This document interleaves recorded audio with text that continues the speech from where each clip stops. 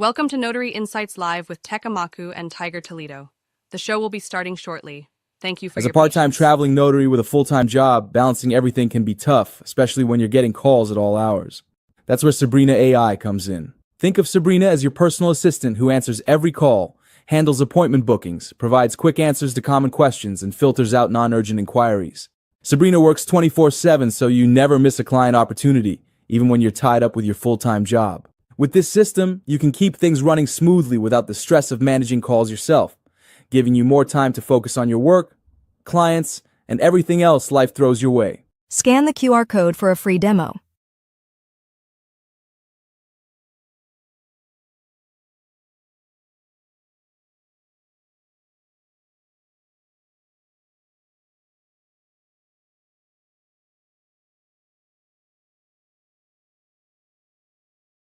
Welcome to Notary Insights Live with TEKK AMAKU and Tiger Toledo. The show will be starting shortly. Thank you for your patience.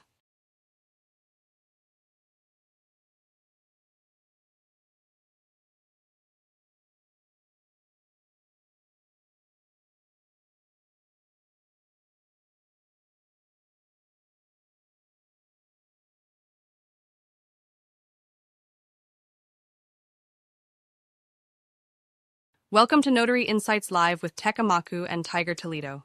The show will be starting shortly. Thank you for your patience.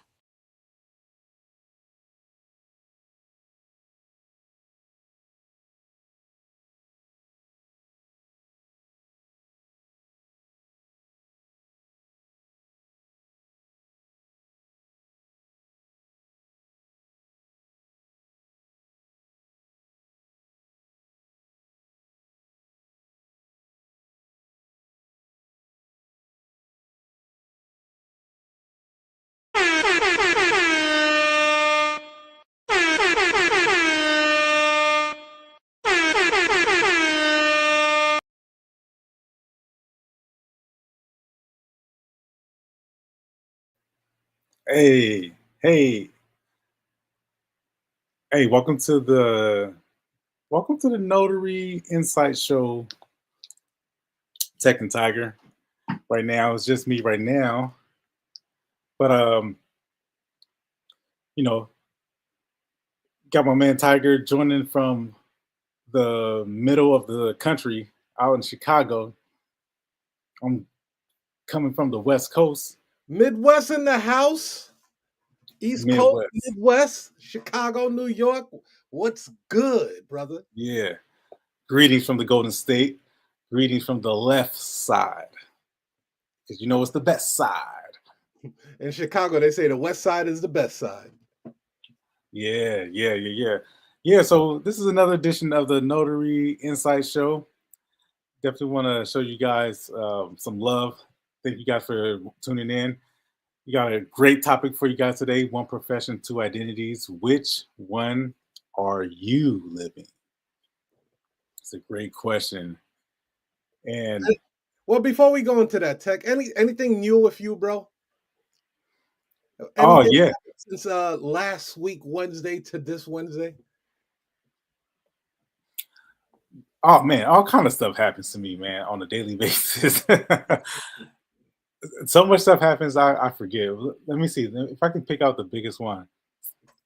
The biggest one that happened to me today, or I paid off my vehicle.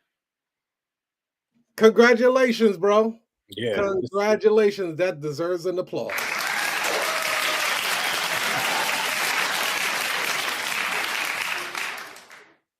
yeah. That's good. That's good. Small wins, I celebrate them all, man. If it's a big win, if it's a small win, I celebrate them all.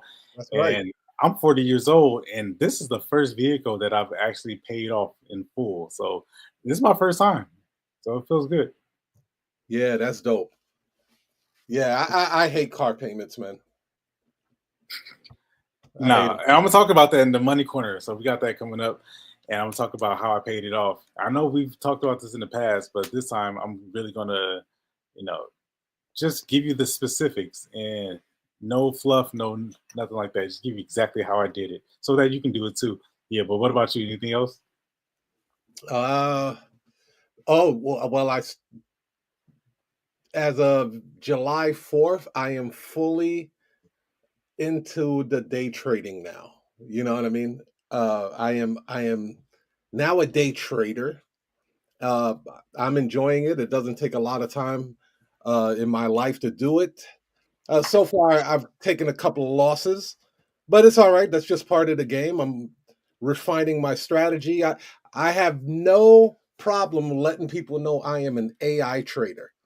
So for those that get a little bit offended because I didn't go through the rigorous training and learning all of these indicators and candlesticks, hey, look, dude, I'm just moving with the time.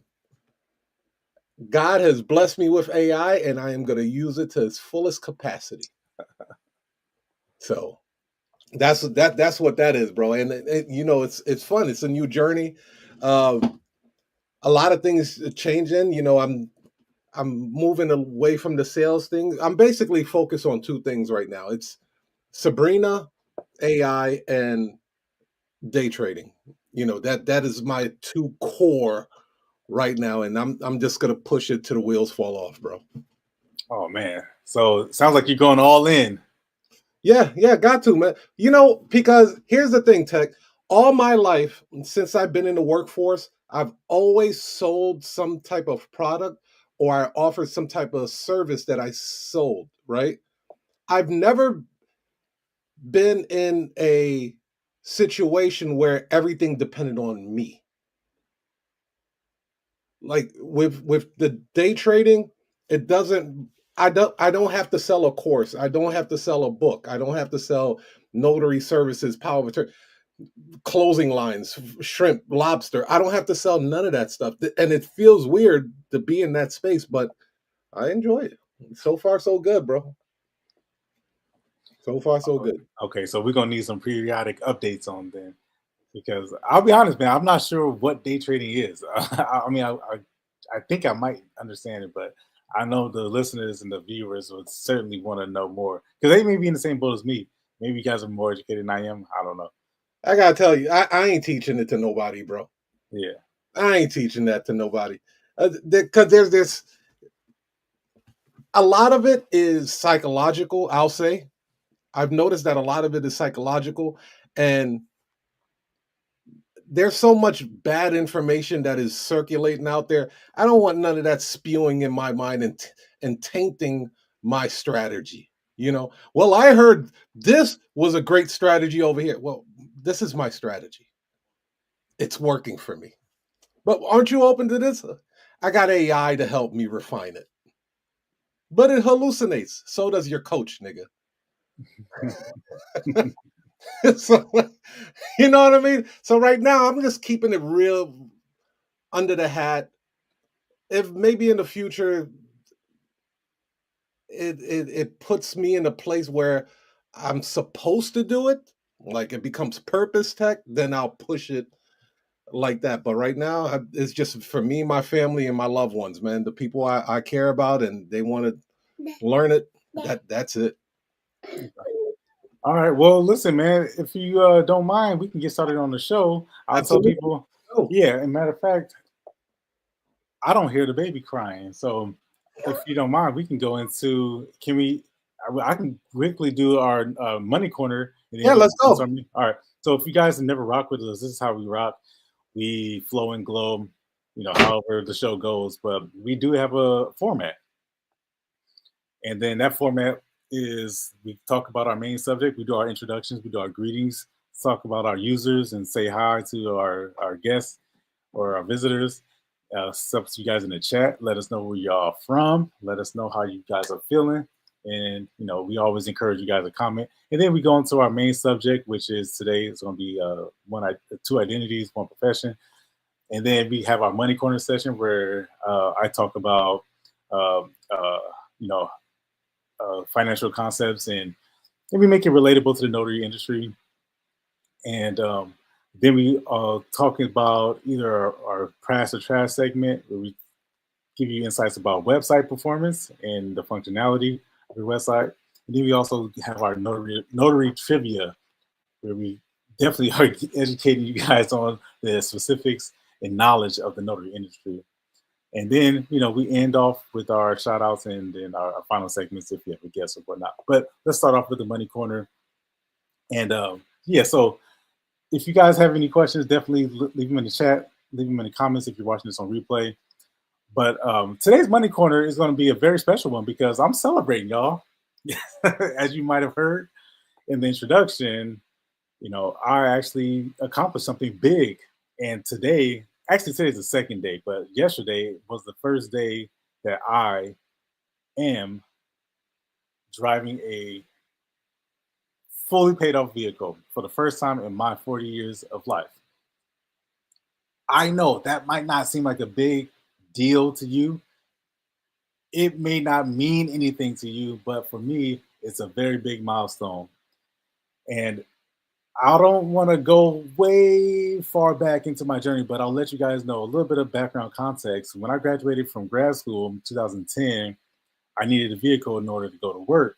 I financed a vehicle brand new. I didn't know this at the time. I didn't know this because no one told me at the time. I didn't have this information. I didn't have this knowledge. You see, 99% of us are not born into wealth. Okay, you didn't come from the Hilton family, or you come from the Gates family.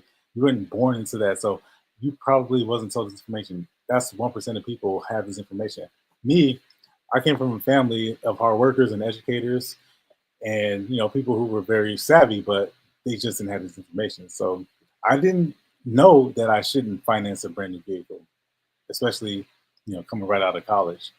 But what did I do? I financed a brand new vehicle. Subsequently, the second or third year after owning the vehicle, I wouldn't say that I couldn't afford the vehicle, but as I was starting to mature, I realized that I was overspending on the vehicle. I wasn't making a ton of money, but it was definitely significant. And me never being in that position before, I was certainly, going out a lot, and I was single. I was a young man, single. So I found that maybe I needed a better car. So what I did was I upgraded the car. I actually got an older car. It was a used car, but it was more expensive. You see what I'm saying? First car was brand new. The next car, which is car number 2, was an older vehicle, but it was definitely much more expensive. This is around 2013.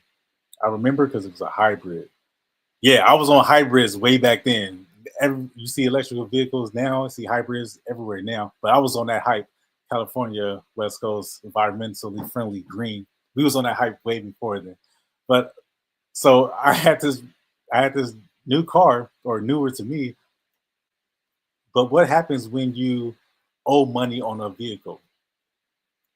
You probably know, if you've done this before, you can't just use that as a trade-in. You actually have to absorb not the car's value, but the actual what you own the car. So that was rolled into the value of the new car.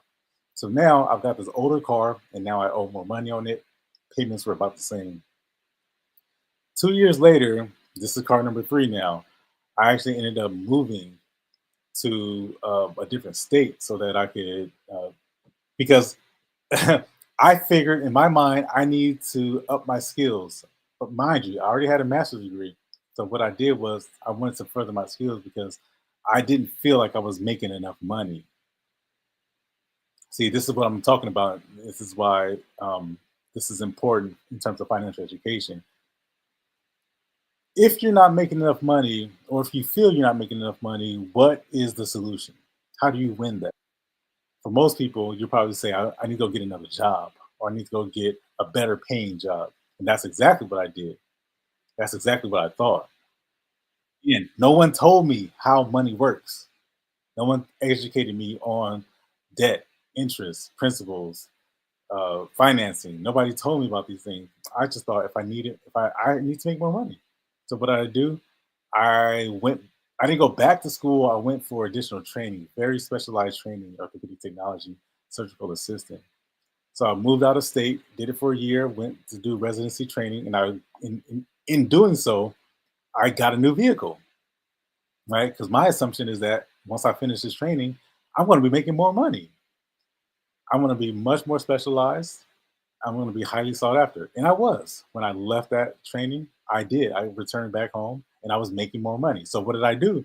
I bought another vehicle because I'm earning more money. And that's essentially what people do, isn't it? It's what you do, isn't it? We call that the small fish in the small pond, big fish in the big pond theory, which is you you only grow to what you're exposed to. In other words, if you live in if you live in an area that's not very good, then when you make more money, likelihood is that you're going to live in a nicer area. When you make more money, your likelihood your kids are going to go to better schools. Likelihood is that you're going to drive a better vehicle, and you're going to spend more money. You're going to go on more vacations. So you live within your confines of your constraints, and that's exactly what happened. Again, because no one told me. I didn't learn this stuff until later on, and so now I'm actually on vehicle number 5 at this point, right? At this point, I'm on vehicle number 5, and I'm learning about financial education. I'm learning about what to do with debt, how this is a debt-based society, and how debt isn't necessarily a bad thing always. And fast forward to COVID, around COVID time, the car that I previously had broke down, and I was advised by some of my financial advisors to get rid of it or try to trade it in, even if it costs you money to get rid of the car. And that's exactly what I did. See, I listened. So this time, someone told me what to do. Someone advised me on what to do. I didn't just shoot in the dark. I didn't just listen to YouTube, or I didn't listen to some family member who had no idea, or some person on the street, or somebody at work. I actually had a working financial advisor. Keep in mind, I was making more money at this point, but I was still not saving it. I was still losing money. I was still in a position where I was not sure why I didn't have any money at the end of the month. I was making all this significant money, but at the end of the month, I had nothing saved. Why? Problem is that most people don't want to seek out it because they're embarrassed, because they're ashamed, they feel awkward, they don't know why, they feel like they should know these things. But here's the reality: the more money you make, the more you need a financial advisor. Even if you don't think you make a ton of money, even if you think you're a lower middle class, you still need someone. The statistics will show that people who are confident, people who are more um, are more aware, people who are less volatile, they have some type of advisory, and that's true across the entire spectrum. So what did I do? When I was exposed to the information, I went out and hired somebody, and that person instructed me to get rid of the vehicle, even if it cost me money, because in the long run, it's going to work out better. And that's exactly what happened. So fast forward to last year, I got an opportunity because I was doing better with my finances. I was managing it better. I was watching it. I was watching how the money was moving. I was keeping track of my statements. I was becoming a better financial steward. Right, you can ask me, go get the statement from October 2024, and I can go find it right now. I can pull it. I was monitoring the activity. So what happens when you monitor activity? Well, Credit Karma tells you that, hey, you eligible for this, eligible for that. And Capital One and Discover and American Express and all these companies, they do the same thing. Capital One ended up offering me what's called a balance transfer, 0% for 12 months. You ever had one of these offers before? You probably threw it out, threw it in the trash. You see, because I was more astute, I was more aware of, because money's everywhere. It's all around you. It's right in your face. Sometimes it takes a special eye to recognize it. But because I had this filter, I was able to recognize this, and it was an opportunity. So what did I do? Here's exactly what I did. I had about $21,000 and $21,670 remaining balance on this vehicle that I had currently had. I also had a credit card that was about $24,000 at that time. It had a limit. I took the 0% balance transfer offer from Capital One, and I swiped the entire balance of the remaining vehicle. This is last year, by the way, last August, last July, really. But I swiped the entire balance onto the credit card.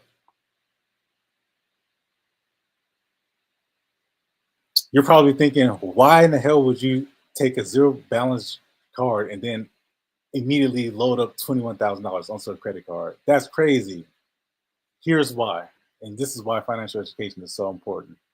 So, according to Toyota, Toyota Finance, right? They wanted another 4 more years from me. I would be paying like $400 for the next 4 years.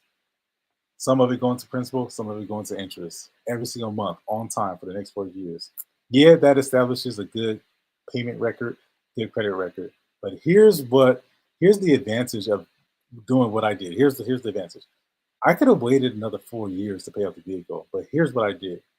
And here's why the opportunity is struck at the right moment. Why I seized it when it appeared, when it showed. By me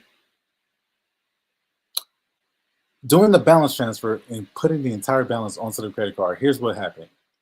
Number one, I condensed 4 years into 12 months immediately, right? So I saved about $14,000 in interest. I owned the vehicle outright because I got the title immediately. And so, but here's another thing that is not discussed, and this is my last point. Because of the financial education that I did receive in the velocity banking strategy, that we've talked about this in the past, I took what was a one-way loan and turned it into a two-way loan.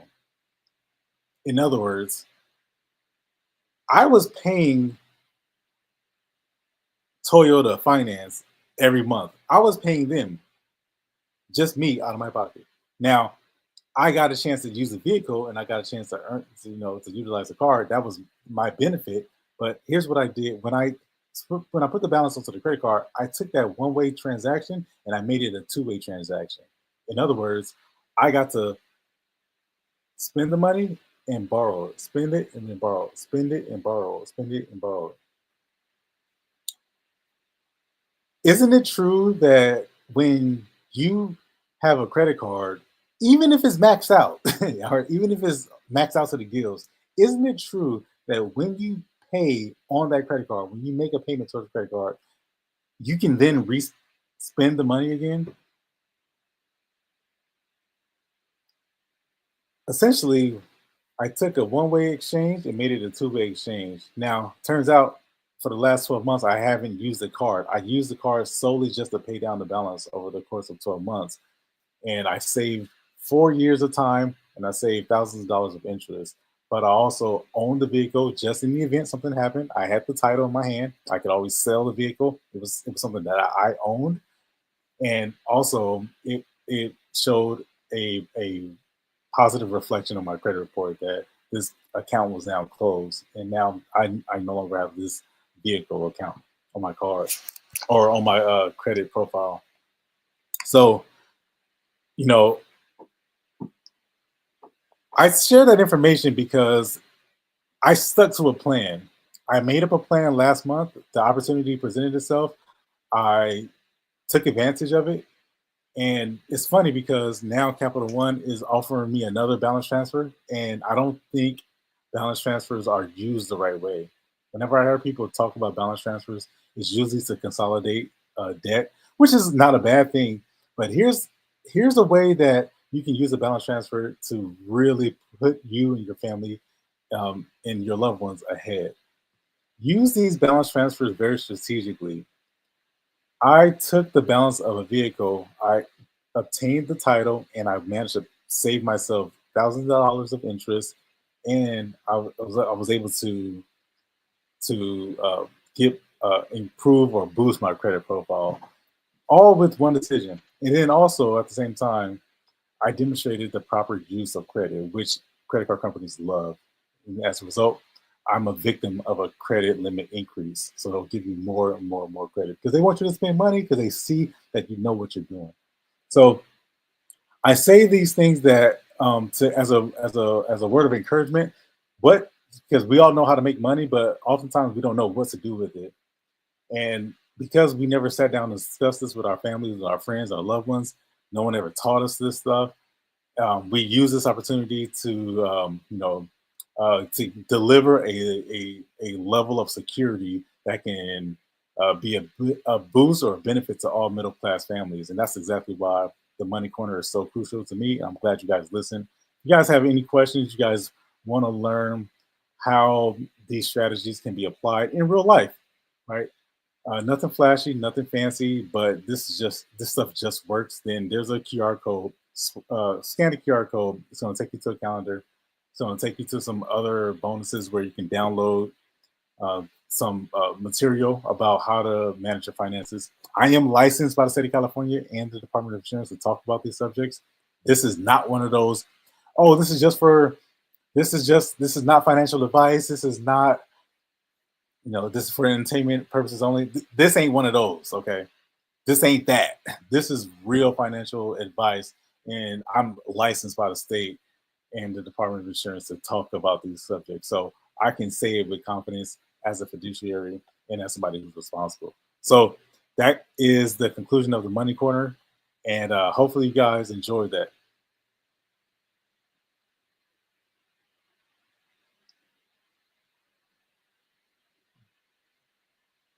We'll go back to our main topic. We'll go back to our main subject with our main subject today. Yeah, you guys, I don't see any questions or comments, but if you guys are watching this on replay, then feel free to throw those comments up there. I read them all. One of the topic today is a good one, and I'm glad you guys stuck around to hear it.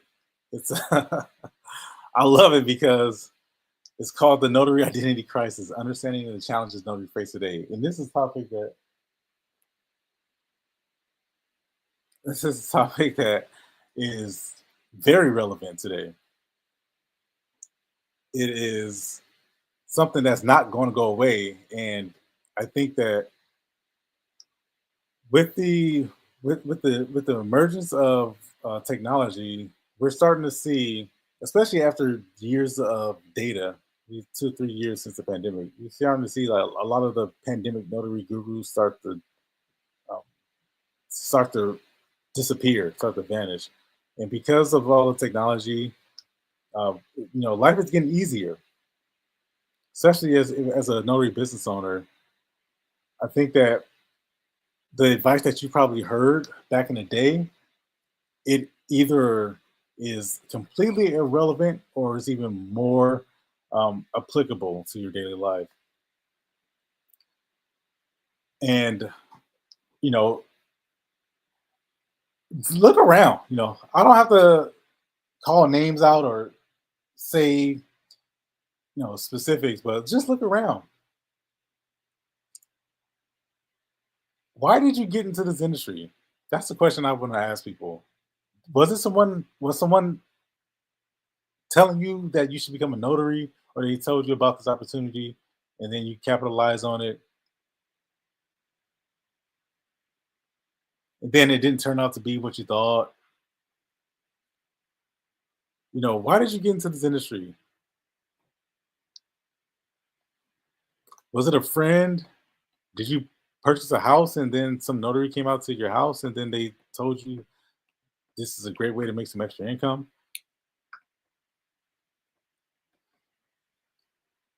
I know people talk so much about wanting to help the community, help their families, and all this stuff. Listen, that's all good and well, but the reality is that most people got into this industry to make money, or they probably didn't like their job. They probably didn't like their boss.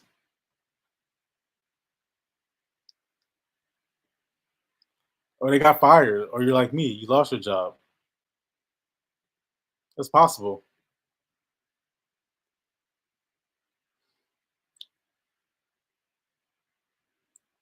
Well, what was it for you?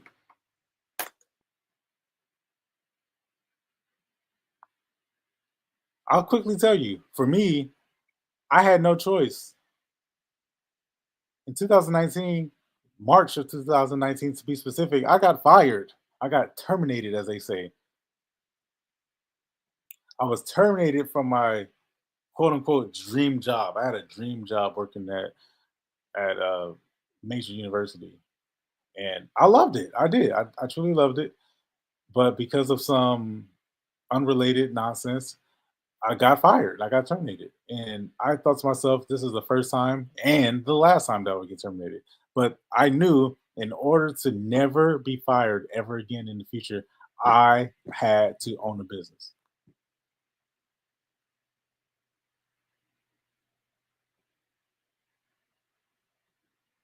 The only way to never be fired is to own a business. There's no other way around it. And a notary business is perfect because it's a low barrier cost of entry. You can, you can it's flexible. You can, kind of have maintain a lot of your autonomy, and at the same time, you get paid. The margins are great, so that's what I did.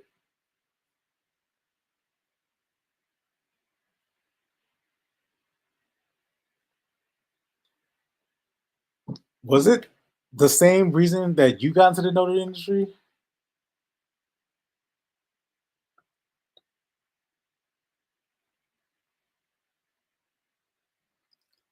I will say this because as we're looking at the slide, you could agree with this. It says notaries often struggle with lack of clear positioning in the marketplace.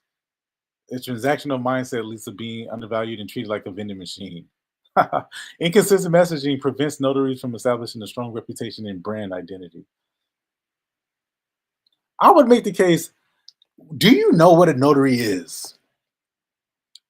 A notary is, and if you go to the textbook, go to the dictionary, you'll hear about notaries deter fraud. Notaries are here to verify identities. Yes, those are true.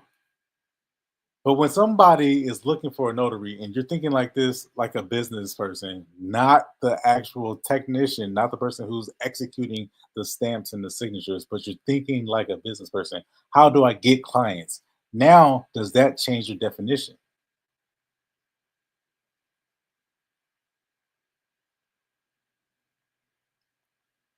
What is a notary at that point?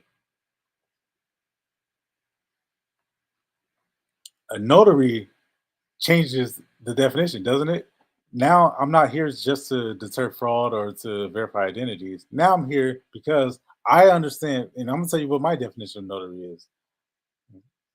A notary is here to make sure that you get that money. A notary only job is to make sure that you get that money. Did you know that? See, I knew you didn't know that. I bet you didn't know that.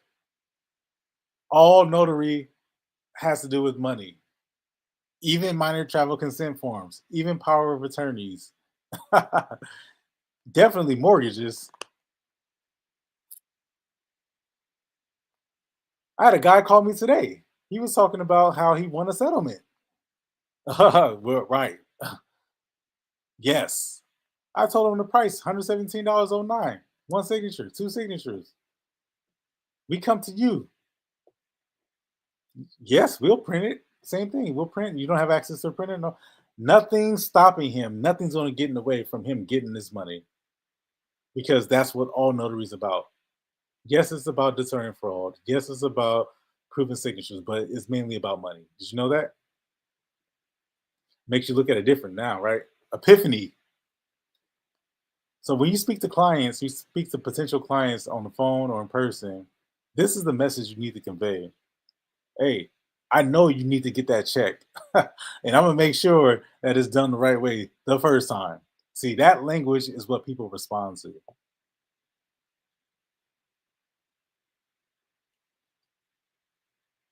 They understand money talks. They understand the language of money. They know, and that's what that's the language you need to speak about. That's the message you need to convey.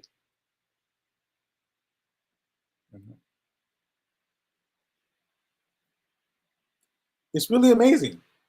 It really is because when you speak that language, then your positioning, your messaging gets clear.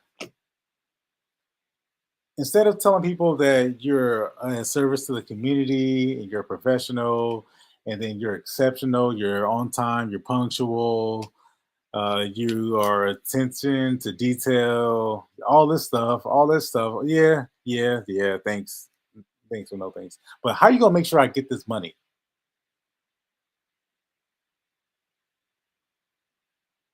How you gonna make sure that how you how you gonna make sure that when I sign this paper, it's not gonna get rejected? My grandmother is dying right now, and if she doesn't get this signed correctly, then I can't get into her bank account. I can't pay her rent.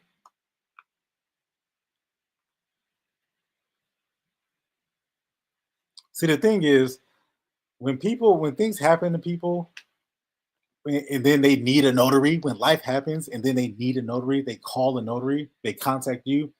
Here's the reality. Life goes on. People pass away. There was a guy in the house right across the street, like 2 houses down on the other side of the street.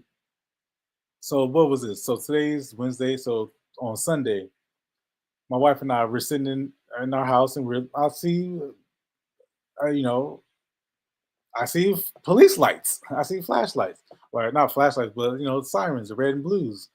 And then I see the what do you call it? The fire truck, right? The emergency response teams. They pull up, and I know that this guy is elderly because I see him all the time. Right, a little cranky guy, a little grumpy, and I look over there. I was like, he must have died. He finally died.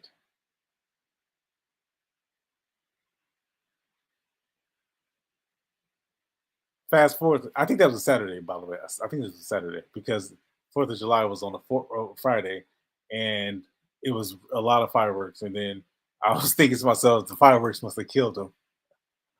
And I'm laughing, but I'm not laughing. I'm not making jokes. I'm making light of it. What I'm saying is that by Sunday, so fire 4th of July on Friday, fireworks, boom, boom, boom. He dies. They discover the body, like his family members. He got some family members that live nearby, and I got to know them as well. Know your community, right? And so you recognize faces. I see that they pull up, and then next thing you know, you see a fire truck pull up, and next you see the police lights. So he died. He passed away. I don't know the circumstances, but on Sunday, guess what happened on Sunday? This is why all notaries about money. See, listen to me on this. This is how I know all notaries about money. On Sunday, by Sunday, they were cleaning out the house. Life goes on, don't it? Ooh, ooh, that's harsh. Damn. As soon as you die, life goes on. Hmm. So when the notary comes in and needs to do some end of life estate planning, death certificates, I need to make sure that it's done correctly so that when this person passes away, I get my check. That's exactly what a notary does. It's all about money. All notary is about money because life continues to go. Business continues to get transacted. Stuff continues to circulate. That's just how it is. Are you surprised? I hope not. If you're still on this hype, and we're talking about a lack of clear positioning. If we're still talking about you being a commodity to your community and you being of service and you being a go-to person, you want everybody in the community to know your name, then good luck. I'm not saying don't do that, but I'm just saying you probably have a hard time finding clients,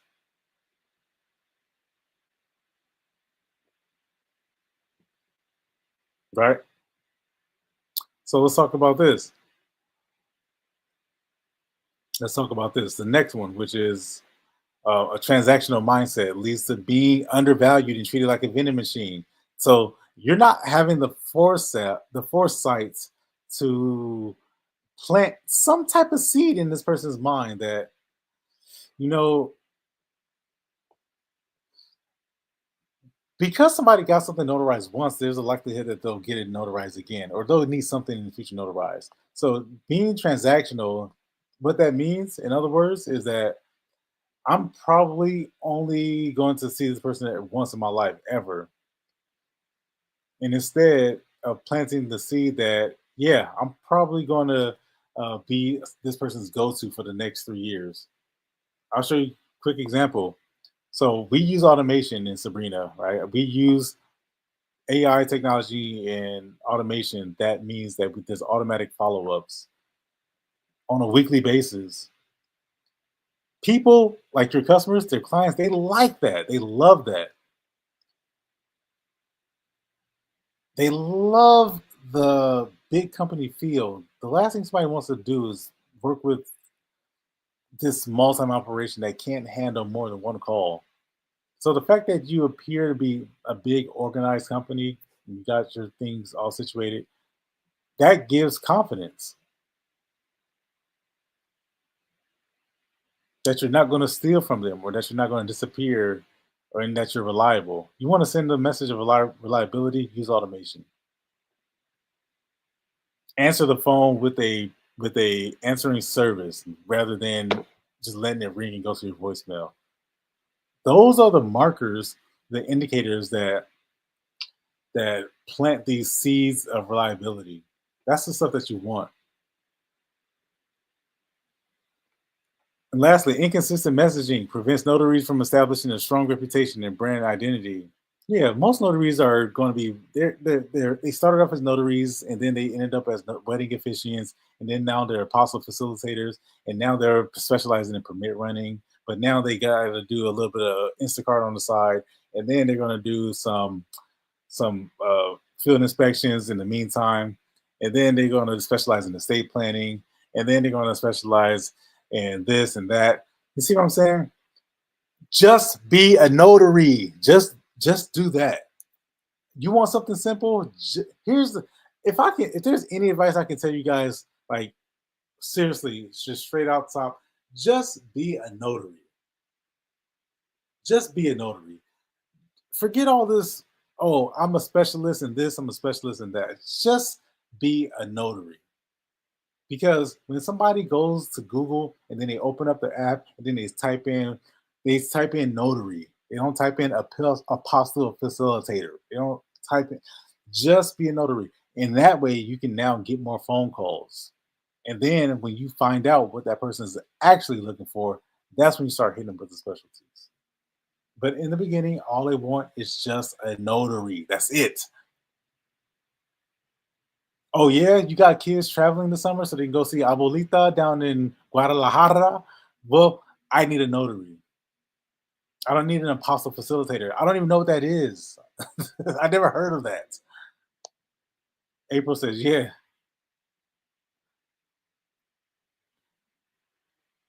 Just be what the person's looking for. A notary signing agent, a loan signing agent. Nobody's ever heard of those things. Never heard of it. They don't know what that means. But they know what a notary means.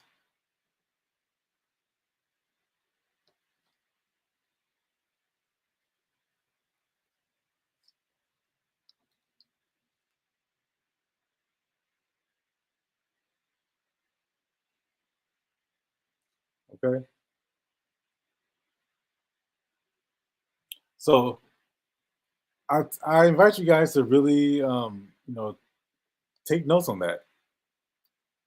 This is the type of messaging that you won't get from other sources. You won't get people telling you, the realities of the notary business. But this is the type of insights that we hope you guys enjoy, and we hope that keeps you guys coming back. Uh, you know what I mean? The likelihood of somebody hiring you because you're a an estate planning approved loan signing agent trained notary is less likely than somebody hiring you simply because you're available.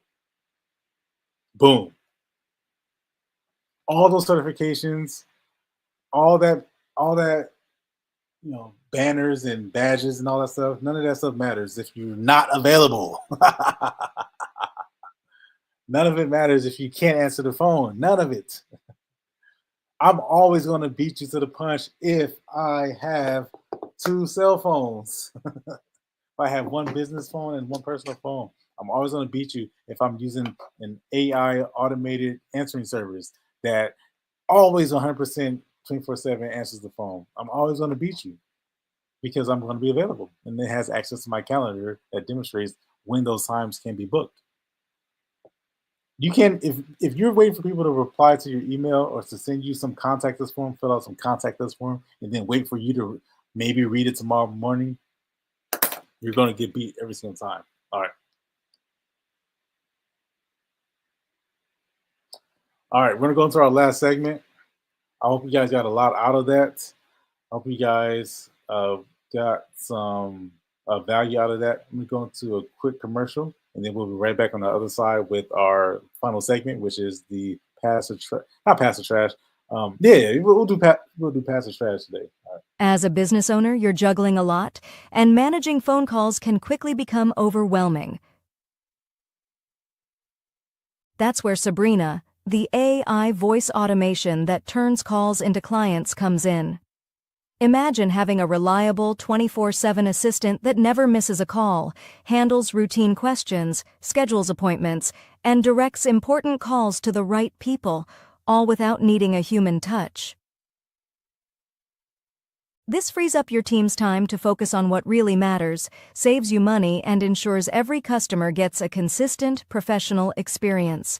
It's like having an extra set of hands so you can focus on growing your business, not just managing calls. Scan the QR code to book your free demo today.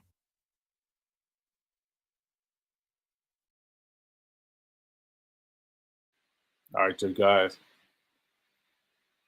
All right, you guys. So what I want to do for you guys today is the pass or trash. Yeah, so what we do, pass or trash, if you guys have never heard of it, welcome. I'm gonna do a screen share. We're gonna Google. If you're in the audience right now and you guys want, I want you guys to pick out a city, pick out a video, or not a video, but pick out a city in the country where we're going to look up some notary websites, and we're going to do a quick evaluation, quick analysis on these websites. So I want you guys to, if you're in the audience right now, throw out a city. If not, then I'm just going to pick one.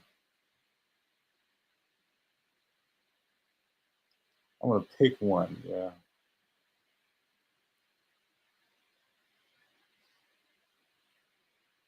All right. In the meantime, I hope you guys like that commercial break. Hopefully you loved that that segment, our main segment, which is to the notary identities. April, what city do you live in? That way we could we're not going to look for you. We're going to look for a notary in your city, and then we're going to we're going to pick a. All right, perfect. Clearwater. All right, let's do notary in Clearwater. Cool. All right, we're going to do.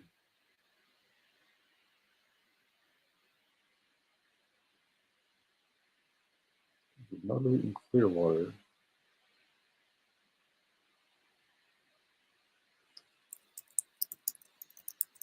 Clearwater. There's a lot of Clearwaters. Which one? Clearwater, Florida, or Clearwater? I think there's a Clearwater in California too. Matter of fact.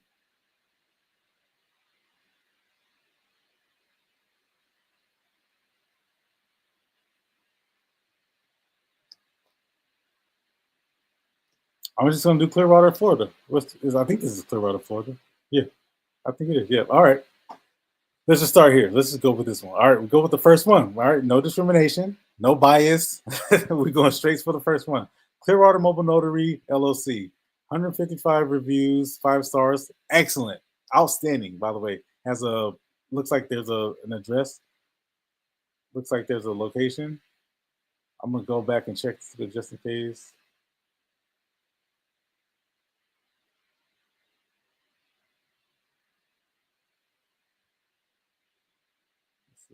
Yep, Clearwater, Florida. Yep.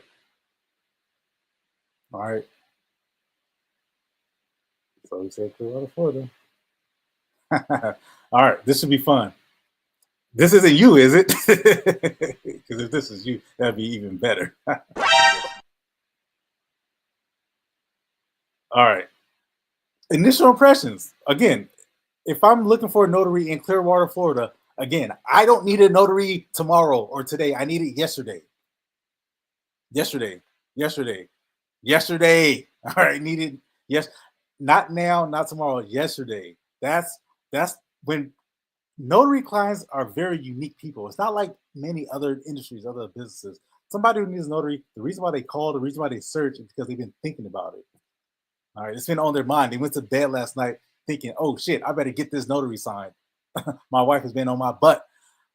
My boss has been on my behind. My partner has been on me about this. Let me get this taken care of. First thing I'm gonna do in the morning, I'm gonna Google notary. I'm gonna figure it out. So again, they're in the mindset. I need to get this yesterday. So initial impressions. Yeah, don't let it slip, okay? Because you're gonna hear curtains. You're gonna hear some sirens, just like my neighbor who died the other day. He probably didn't get a notary in time. His mom probably killed him. Older guy probably lived with his mom. I don't know.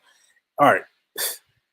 Initial impressions. It's the only mobile notary that I see, so I'm gonna go with it. UPS store is flanked by UPS store. Those are not. That's I need a notary now, so I'm gonna go to Clearwater Mobile Notary. Looks good. 155 stars. 155 reviews. 5 stars. Looks good. All right. Now let's see. I click on that and it takes me. I see a couple different options here. See a lot of photos. Looks good. I'm just gonna go straight to the website. I would probably call. That's probably the action that I would probably take if I'm in the mood. So hopefully that call goes to a business line that they answer. And this is what we do in our Sabrina group is that we demonstrate how 99% of notaries don't answer the phone.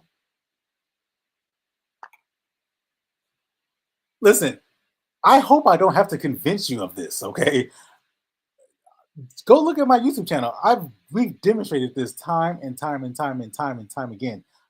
And if they do answer the phone, and we demonstrate how not to take a sales call, because many notaries, like Tiger says, they don't even know that they're currently in an existing sales call when they take these phone calls. And then they subsequently talk themselves out of business. And that's the reason why a lot of the notary gurus have disappeared, right? That's why they vanished, because they had no idea how to take a sales call and they were just relying on third parties, apps, and signing services. But we've already covered that subject already. So if I'm a client, I'm looking for a notary, probably like I'll hit the call button. Hopefully that person has an automated voice answering service, but they probably don't. But if they did, then they would probably be able to book this appointment. And if they don't, then it'll probably go to somebody's personal cell phone or their Google Voice number, and then they would lose this call. Let's say I'm somebody and I need 120 signatures on. Yeah, you heard that right. 120 signatures on for a notary job. That's easily over $1,000. So because they don't have an answering voice service, they just lost out on $1,000 just like that, and not just $1,000, but any type of future appointments. So that could easily end up being 3,000 or tens of thousands of dollars of business that they miss out on, all because they're missing the one component that Sabrina offers, which is an automated voice assistant. You see how crucial that is, and you see how all notary is about money. You see that? It's not about servicing your community or being an outstanding citizen or deterring fraud or all this other nonsense that people talk about. It's about money.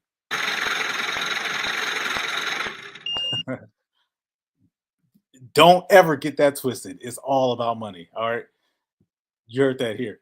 Let's click on the website. So first thing we see, website. All right. I am not impressed already, but nonetheless, what do we talk about, Tiger? At the very top, the prominently displayed phone number. So that's great. Thumbs up for that. They get big green thumb up for that. Very good. The website looks like it was made in 1999 by a 12-year-old. Just not modern at all. Like you got this. I don't know what this is. This is like an image of a live signing. The people in the image look happy. They look satisfied, but it's like, what is this? This is just awful frame. And but again, how many people don't put their phone number at the very top? So even with the outdated website, and it doesn't seem to, I guarantee this website isn't mobile responsive either. Just because the way I look at websites, I'm looking at it in terms of frames. I can see where it cuts here, where it cuts there, and this, I know that there are no frames on this. So I know that this is not a mobile responsive website. If it is, it's probably going to look really bad, and the lines will be cut off. But again, big props for the phone number. Now it says call or text. I don't like the fact that it says call or text. I'm not going to make this personal. We're just going to grade this on functionality. I don't like the fact it says call. Be specific. Which one? If you give the person the option to call or text, which one do you think that they'll probably do? You think they're going to call or you think they're going to text? I guarantee what you thought or what you said in your mind is probably different what the next person or what the other person said to them. You see how there's multiple options here? Give them one option. Text us, call us. Just say that. Just leave it one option. That's, you want to be very specific. When you are specific in your instructions, people, this is, again, Salesforce has proved this. When you give specific instructions, there's a higher likelihood of that person following it. Think about this. When you talk to your children, hey, take out the trash at 12 o'clock. Or do you tell them, hey, make up your bed at 9 o'clock, or you can take out the trash at 12. When you give options, there's a less likelihood for anything to get done. If you're very specific with the one instruction, there's a higher chance of that it'll get done. And that should make sense because it's only one option. Hit the ball in the hole. Or you tell the person, do not swing for the fence. Do not do this, right? You're telling them what not to do versus telling them what to do. Be very specific. Anyway, before I get up on the random. All right, so I don't want to call or text because I'm driving right now. So it's illegal for me to call. It's illegal for me to text. So I'm going to look this up. I'm just say hit the book online now button. Again, great. The call to action, fantastic. Wouldn't you agree, Tiger? Book online. If he was here, he would say that's a great call to action because it's very specific. Telling the person what to do. I'm just going to briefly look down his website. Same picture, book an appointment now. So multiple call to actions. Again, not mobile responsive. It's cut off on the left side. All right, we got who works here. We got our founder and lead notary. We got multiple people. Looks good. So it's not a one-person show, so that's a good sign. It still looks bootleg. It still looks, low budget. But and here's the cool thing about this too. I'm glad that we're doing this because it looks low budget, and I'm not trying to offend them, right? But it is what it is. This looks bad. This is what's going to happen. This will deter the really prominent people like me, for example. I'm looking to spend 100. I want 120 signatures, and I need reliability. And that means when I call them, if they give me some crazy number, I feel like I have a right to lowball them. This is not even a professional looking website, so why would I consider you top tier? Say what? You see how you give off the impression, even though these guys might be very experienced, very professional, guys got a suit on, right? That's the uniform of somebody who's professional. So he might be very good. And, we got their bios and stuff like that. Got a can-do attitude, right? Like, no one cares. Can you book an appointment, right? Can you actually come out to us? And we're going to find out when but just off the top, looks good. They got the contact us form at the bottom. Got the website, got some social media stuff. This is probably a private one-person phone number. Who knows? It could be an office number because I see multiple locations here. It says Tampa area, and then she's a client coordinator, dispatcher. So this might go to Lisa. It might. All right, let's click the book now button. Let's see what happens. All right, guys, you ready for this? This is what we always talk about, the book now button, and there's two. So we got to make sure that they're both going to the same location. All right, I need a drum roll or something. There we go. Okay, so it goes to a Square site, and you see these a lot nowadays. Yeah, I like the.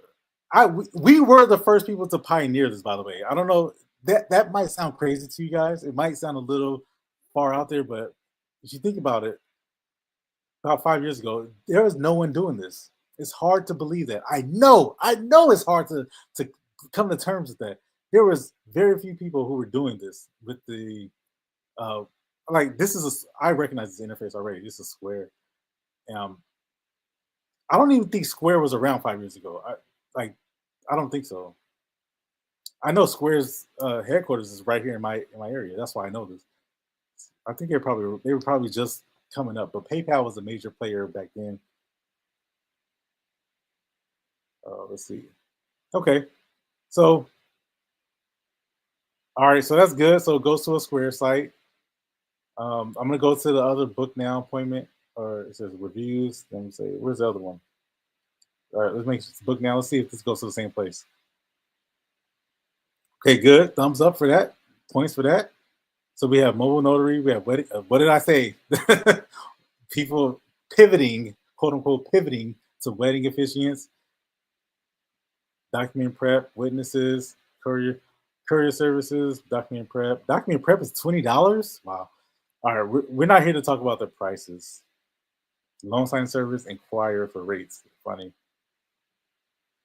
That's funny. Loan signing services, inquire for rates. You get told what to charge with loan signing. You don't make up the price unless you are dealing with private clients. If you're dealing with a signing service, then they tell you what to charge. But that may not be the case here. And if not, then kudos to them for that. All right, let's look. Mobile notary, $60. And that looks about right. For what I'm seeing, it's probably about right, $60. Now, if we tell you that you can get twice that for the same amount of work, would you believe us? I just demonstrated how we easily get 117, 120, 168, 170 for the same amount of work. I told you about the guy who called me for who won a settlement. He was trying to get some money. Right? He needed, his lawyer sent him documents he needed to get signed, and then you come to him for $60. He's like, man, I'm about to get $25,000. You only want $60? Shit. When can you come? Come right now before you change your mind. I charge somebody like that $200, no problem, because $200 is not going to stop 25,000. You see, but this person, because of his website, it looks janky, it looks old, and I mean, maybe that's how it is in Florida. I hope not, but I know Florida's a nice place. But this is you can easily. First of all, let's look on book now. Let's see. Here's what I'm looking for. All right, can we book an appointment? All right, we got today 5:30, 6:30, 5, 6, 6:37, 7:30. All right, so they're wide open. All right, 5. All right, okay. Okay, so looks like Saturdays and Sundays probably wide open, but so this person probably works full time. Again, so this is not an agency, right? You got the 3 notaries. How come they only take appointments in the evening? Statistics show over 80% of appointments are taking place between the hours of 10 a.m. and 3 p.m. All right, you guys hear that? 80%, over 80% of appointments take place during business hours, 10 a.m. and 3 p.m. I would be willing to bet that nobody uses this website. All the appointments are 5 o'clock and after, 5 o'clock to 8 o'clock. And they're still doing it for cheap, $60. That's amazing. That's amazing. All right, let's see what we do. So when we click on here's how I know that nobody uses the site, and I'm just gonna predict. I'm just gonna again, I know this feels a little bit awkward, and I know it kind of sounds like I'm ragging on this person a little bit, but I promise I'm not doing this to beat them up or anything. This is like what we're doing. This audit that I'm essentially doing. This will bring you. This will return thousands of dollars because there's holes in this website, and there might be holes in your website if you're watching this. But this is what stops people from advancing forward and booking you, especially at the high premier top tier rates. These are the things I'm saying. This is what people are looking when they're looking at your website. They're looking at how this thing is not functional and how it doesn't make sense. I needed a notary yesterday. I may not be able to 5:30. It's on the West Coast right now. It's 12:30. I mean, so but I have 5 hours to find somebody else. I'm probably just gonna find somebody else. I'm probably just gonna like it's 5:30. That's the earliest you can come. Okay, all right. I'll just find somebody else. Right? That's what's going on in the minds of your clients. Get out of the, stop being a notary for a second. Stop thinking like a notary for just one moment.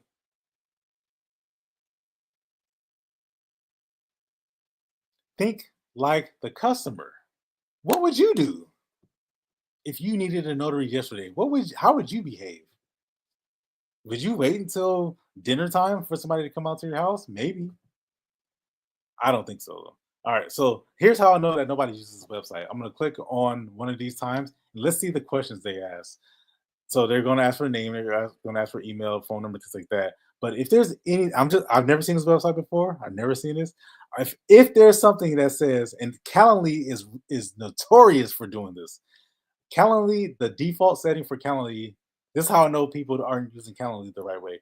But the default setting for Calendly says, if please share anything that you would like to know about our meeting, right? That's the default question for Calendly. If you don't even have the foresight or the guts to change the questions, you're lazy about that, there's nobody using this website. So let's see if the question is still here. All right, I'm gonna say 6:30 tonight, or I'll say 5:30 tonight. Let's say next. Let's fill out our question. If it makes me log in, that's definitely not good either. What did I and there it is, folks. This is the equivalent of the please share anything that you want with our, about our meeting. So obviously we're gonna ask for a name. Right. Nobody's logging in, by the way. Nobody's going to do that. So that's why I know this is a square. Nobody's logging in.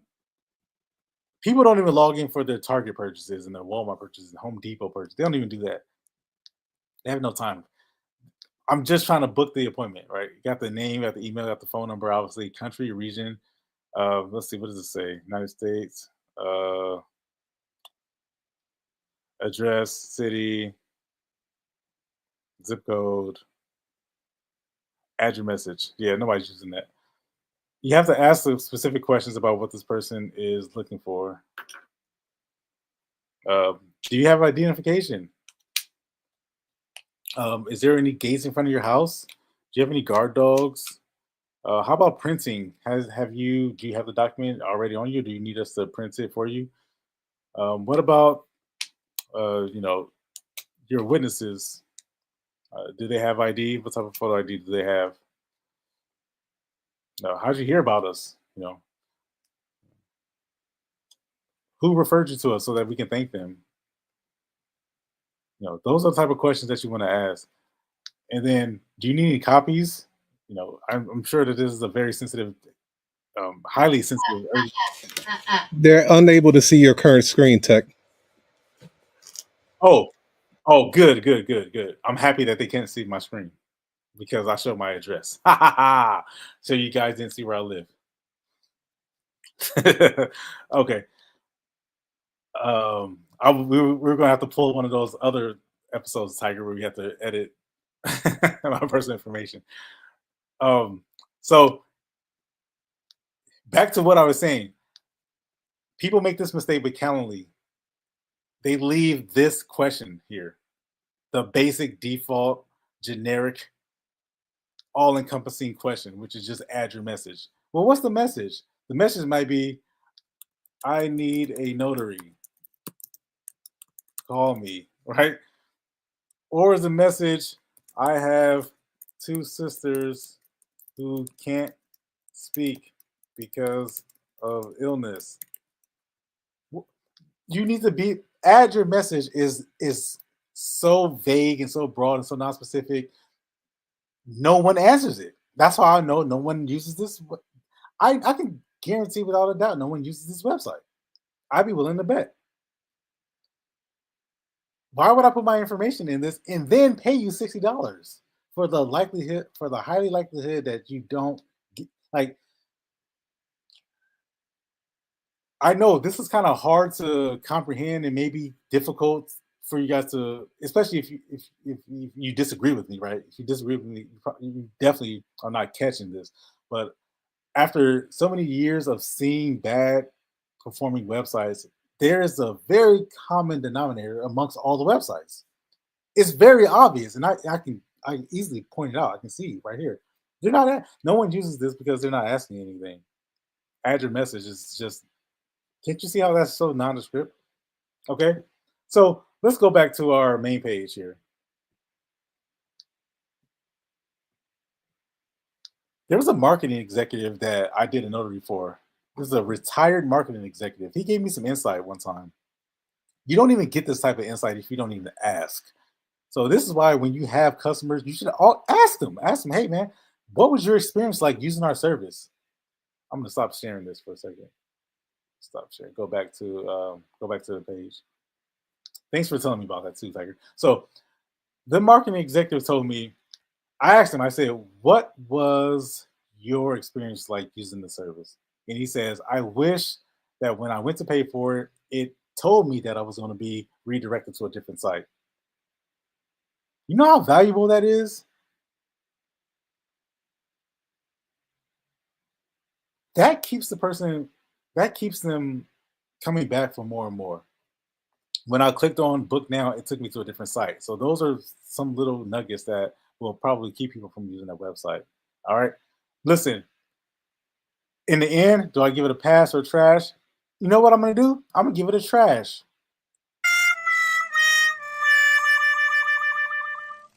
I was trying to think whether or not I should give it a pass or trash. The pass would be it's functional, and you could book an appointment. Now, I have to give it a trash just because it's a high likelihood that no one uses the website, because if they're looking for a notary, if they're driving, they're on their phone. Most 80% of people are on their phone, if not more. Right? There's more cell phones in the country than there are people, so we know people are using their phones. And if the website isn't responsive, then it's definitely not going to use it. And then also when they go to book the appointment, they're just probably going to call, number one, or they're going to go to that checkout page, that book now calendar, and then they're going to see, all right, they're only available after 5:30. So that means that this is a one man and one woman show. And then, the questions that they're asking me are just, I need to call. They're just probably going to end up calling because I've got more questions. I need to know, how much is this? I need to know, can they print for me? I need to know, can they go to an apartment complex or can they meet me outside of Walmart? Right? There's just too many unknowns in that checkout on that intake form. So for those reasons, I have to give it a trash. All right. Hopefully, guys, that makes sense. Hey, real quick, Tech, I wanted to add something to that too. Because Greg was saying that they run ads and they probably get a lot of business. So one thing I wanted to mention is that although we're looking at their website, their ads may be getting linked to a landing page that we do not see. So that's something that you have to consider as well. They may have some other landing page, a standalone landing page that the ad is directing them to. And what we're seeing is what the public is actually seeing on their website. So they're landing, because you and I, Tech, we do this often. The page that we actually have our ads directing traffic to, you may not ever see that page. Good point. Great point. Yeah. Okay, Greg, hopefully that made sense. Yeah, that's an excellent point. Okay. Yeah, I see the comments there. I didn't get a chance to address any of the comments, but you said the Google search was notary in Clearwater. That was this Google search, notary in Clearwater. The search says, I know a lot about this company. They do run Google ads and they have discussed their website with me, and then it's lacking. Yeah. The website is not very good. It's not very good. And that's it's trash. The website's trash, bro. Yeah, it's trash. Just straight up. Let's be honest. When I saw that photo collage on there, I immediately got turned off. It looked like my son would just smack pictures up. Just go ahead and just throw it. Not for a notary. Nah, that's not what law firms and stuff are looking at. Oh no! Oh no! You know, they're the title companies. They're not looking for a collage. Like you would be better off just having a Google business listing site than to have a collage just smack dab. Just people's heads are cut off. You see half of a stamp. Like it just did not look good. You know, so yeah, they could take it for what it's worth. I'd clean that up because Yeah. this business is about perception. Yeah, look at that. Look, like two heads got cut off. They got multiple of the same image there. You got palm tree like it. No, it needs some help. It really do. It needs some help. Yeah. And if the Google ads were going directly, yeah, that'd be a tough call there, man. Hey Tiger, you cut out. You said the Google ads are going directly, didn't cut out. What'd you say? Yeah, if the Google ads is going directly to that website, that's a bad look. That, as they would say in New York, man, that's crazy work right there, man. Yeah, you're wasting money. You're just flushing money down the toilet at that point. If you're sending Google ad traffic, a pay per click to that website, no, you're wasting a lot of money. I can guarantee. I'll bet $1,000 that they're wasting money. I'm not even going to get into that, but I'm so confident that I'm willing to bet that they're wasting money just because I know how Google Ads works, and people are clicking on that and they're immediately not using it. But let's continue on. It says, yeah, it says, yeah, there's another comment. Yeah, I just want to address these comments real quick, and then we'll end the show. In Florida, wedding is actually part of a notary, it's not law. Interesting. Okay. Yeah. Yeah, weddings should be like really expensive. I mean, I think people undercharge for those altogether. So this is not an agency, and I can explain why this one. There's a reason, and it's not what you expect. Okay, well, okay, there might be some story behind it. She got a new job, and it does not allow her to notarize anymore. Really? I get it. I got it because she's doing all the work. She is the one. Doesn't mean that she can't capture the appointment. Doesn't mean you can't secure the lead because if you're sending ads to something, you're definitely wasting money. But you can absolutely, with a full-time job, still run a notary business. Not a notary job. See, there's a difference. But you can run a notary business with a full-time job. Absolutely. All right, it said he and her are both full-time notaries and they have both gone back to work. So to be more clear, they are likely going out of business. Oh, no. Greg, you should consider buying this business. You should consider buying it. Yeah. I would put an offer on this business if that's the case. Because I just searched notary in Clearwater and they popped up. Yeah. All right. They were doing a lot of business as a result of Google ads. Yeah, probably. We're not seeing your current browser. Sorry about that. Right. And they don't. And they show me working a lot of money in Google ads and this goes to the site. Yeah. Okay. So, yeah, he confirmed it. Tiger confirmed it. Yeah. So the Google ads goes to the site. She took a job at the bank. She's no longer permitted to notarize. Ah. Oh, correct. They depend on the phone call, which is the answer. Okay. Yeah. So, that's, it's, listen, the notary business is not difficult. It's, it's very simple. It's one thing. We do one thing. I know in notaries in Florida are permitted to do weddings and stuff like that. That's cool. But when people call you, they want something signed. So, anyway, if you guys made it this far, hopefully you guys hit the like button, and maybe if you learned something, if you feel like you got something out of it, you can hit the subscribe. And then we do this every Wednesday, 11:30 West Coast time, 2:30 East Coast time. Is that correct? If it's not, just do the math. But listen, before you go, there's a new wave of technology that's being injected into the notary industry.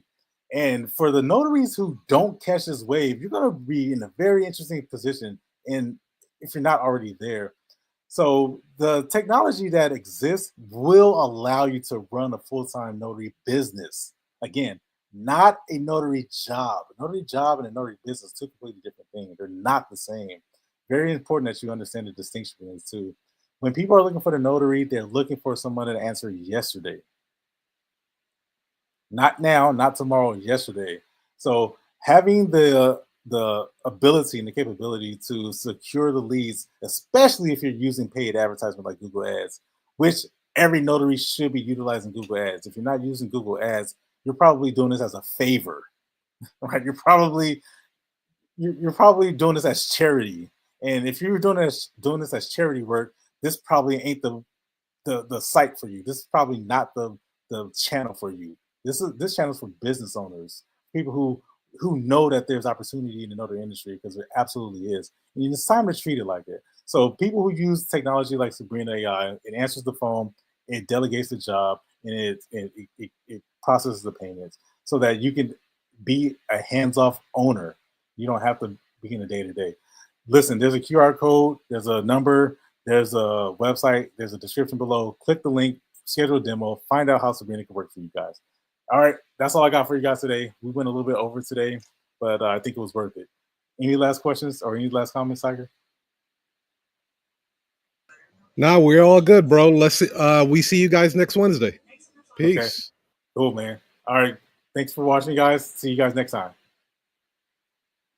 As a business owner, you're juggling a lot, and managing phone calls can quickly become overwhelming. That's where Sabrina, the AI voice automation that turns calls into clients, comes in.